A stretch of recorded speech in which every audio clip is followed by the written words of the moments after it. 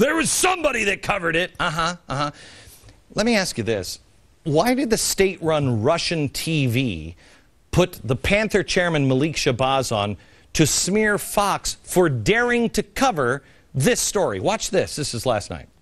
Fox News attacking the Black Panthers. All day, Fox News had updates on a case of alleged voter intimidation that took place during the 2008 presidential election. It involved members of the new Black Panther Party who allegedly intimidated voters who looked like they wouldn't vote for now President Obama. So why is Fox obsessed with a 2-year-old story? Joining me to help discuss this is Dr. Malik Shabazz, chairman of the new Black Panther Party.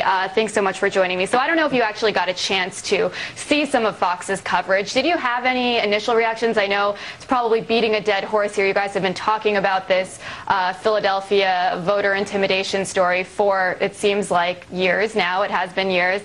Were you surprised that it popped up back again and it was kind of an update every single hour?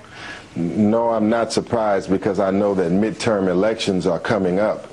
And I have been predicting that the attack would increase as we go into the elections because this whole so-called voter intimidation controversy is just a tool by the Republicans. These new so-called civil rights Republicans that are suddenly fighting for civil rights, laugh out loud, are now all on the backs of the new Black Panther Party as we go into the election season.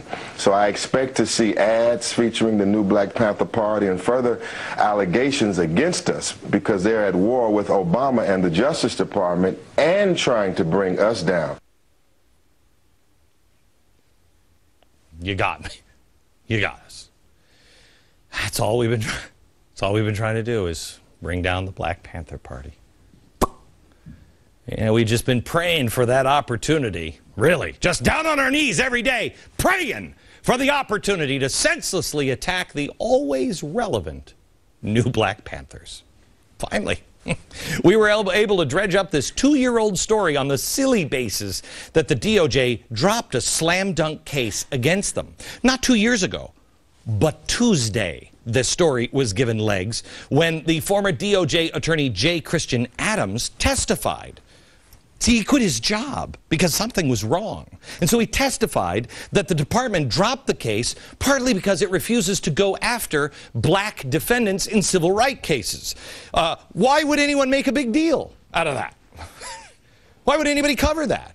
Or cover the party member, you know, one of the defendants saying that to get freedom, blacks should kill some crackers and their babies. I can't imagine why we were covering that. You know, I'll tell you one thing. I've never seen media, you know, taking somebody's language and then doing hours and hours and hours on how they're inciting violence. They never do that. They never cover hate speech. They never cover hate groups. They wouldn't accuse people of that, ever. You're right. We showed you this. The Russian media, Russia Today.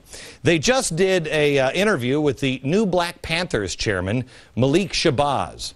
RT is the state-run, English-speaking Russian channel. It's kind of like Al Jazeera. Now, why would anybody be interested in the new Black Panther movement over in Russia? Listen to the way this interview starts. So why is Fox obsessed with a 2-year-old story? Is this a case of civil rights gone wrong, or could it all just be hype to bring down the Panthers? I bet her parents are proud that she's working for the Pravda of today. Well, we thought that since a former Obama DOJ employee is testifying that the case against Shamir Shabazz and other Black Panther accused of voter intimidation was dropped because of race and politics, call us crazy. Or maybe journalists, but we thought that was a story. Russia Today host Ann Shabazz continued. Fox had lots of intense graphics, and they said this is powerful, explosive news. What do you make of those statements? I make of it as just part of the right-wing paranoia and playing on racial fears, unfounded racial fears in every way. I say Fox News should be ashamed of themselves. He makes a good case. I would think that Malik would be ashamed of his fellow new Black Panther member, Shamir Shabazz, because he used, what was the word she said? Oh, yeah, a lot of intense graphic language. white people. Yeah. All of them. I believe it. Every last iota of a cracker, I hate it. Because we're still in this condition, man. You want freedom? You're going to have to kill some crackers. I believe him. You're going to have to kill some of their babies. Let us get our act together. I believe him. I believe him. Do you? Yep, someone is stirring up racial tension, but I don't think it's us. It might be that guy. The Russian media, well, they have their truth. Shabazz, he has his truth. And then there's something I like to call the actual truth. I just showed it to you. And it's interesting to note that Russia Today, you know, the state-run Russian, hey, weren't they all Marxist? And they went through a transformation of their own. And they took off their Marxist uniform and put on a tie.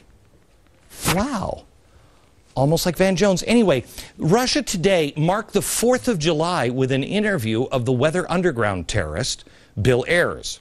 The channel allowed Ayers to whitewash he and his fellow terrorist actions. Here it is. When people got on buses and rode interstate or sat down at lunch counters or sat in at draft boards, we weren't being violent ourselves. We were exposing the violence that was inherent in the system. Follow-up question here, you know, on whether planting bombs in the Pentagon, the Capitol building, police station, banks, inciting riots, plotting the deaths of up to 25 million Americans, whether that's terrorists.